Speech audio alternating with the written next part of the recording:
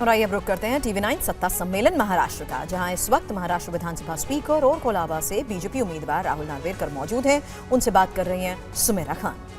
जो सब्जेक्ट्स थे अलग अलग राज्यों के अगर देखें तो मार्कशीट में जो महाराष्ट्र का सब्जेक्ट था उसमें नुकसान हुआ बीजेपी को। आपका स्ट्राइक रेट तो शिंदे जी से खराब रहा ना, शिंदे जी का स्ट्राइक रेट तो आपसे बेटर था, 28 सीट लड़कर भी आप उनसे स्ट्राइक रेट में कम रहे, तो 9 सीटें आपने जीती 28 में से। तो ये जो सब्जेक्ट है महाराष्ट्र वाला वो दिक्कत कर गया आपको वहाँ पहुँचने में मेजॉरिटी मार्क में, तो अब फिर विधानसभा में भी तो वो दिक्कत कर सकता है ना। देखिए, पहली बात तो मैंने आपको कहा, हमारा आकलन ये है कि फेक नैरेटिव की थ्योरी की वजह से हमें बहुत ज़्यादा नुकसान हुआ।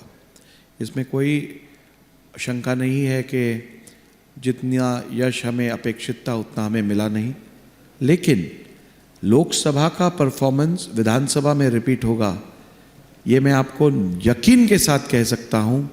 महाराष्ट्र विधानसभा के 15वीं विधानसभा में युति सरकार, युति महाराष्ट्र में युति कम से कम 175 सीट जीतेगी और बीजेपी लार्जेस्ट पार्टी होगी। बीजेपी लार्जेस्ट पार्टी होगी। और फिर सीएम कौन होगा?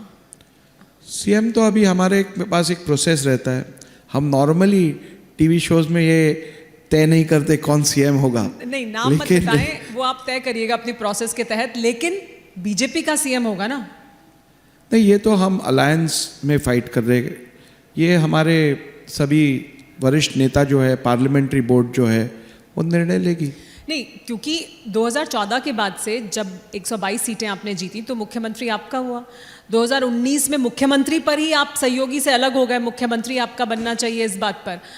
अब वो अलग मजबूरी हो गई आपकी कि आपने जब शिंदे जी को साथ में लिया तो उनके पास कम सीट, लेकिन उन्हें मुख्यमंत्री बनाया आपने। अब तो फ्रेश इलेक्शन है, अब तो सब मैदान में सामने हैं, तो अब जब मैदान में सामने उतरेंगे और आप लार्जेस्ट पार्टी होंगे तो मुख्यमंत्री फिर बीजेपी का ही होगा ना।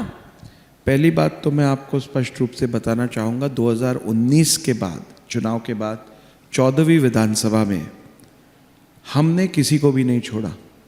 जो तय हुआ था, भारतीय जनता पार्टी की 105 सीटें चुन के आई थी, तत्कालीन शिवसेना की 55 सीटें चुन के आई थी, लगभग डबल सीटें भारतीय जनता पार्टी की आई थी।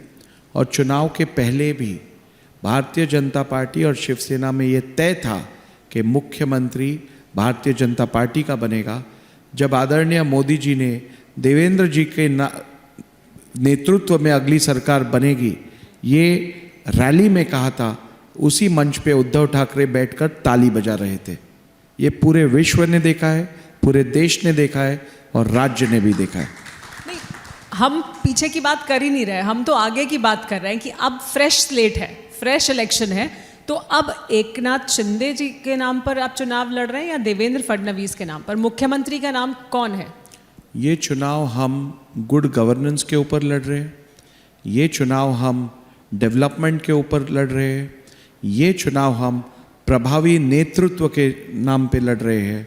और मैं समझता हूँ एकनाथ शिंदे जी हो, देवेंद्र जी फडणवीस हो या अजित पवार जी हो, ये तीनों बहुत ही सक्षम और प्रभावी नेता है जिन्होंने राज्य को एक नई ऊंचाई दिलवाई है। आज राज्य में जिस प्रकार का अभूतपूर्व विकास हो रहा है, आज राज्य में आप देखोगे तो Samruddhi highway game changer infrastructure project बना है। कोस्टल रोड, आपको दक्षिण मुंबई से एयरपोर्ट जाने को 1.5 घंटा 2 घंटा लगते थे,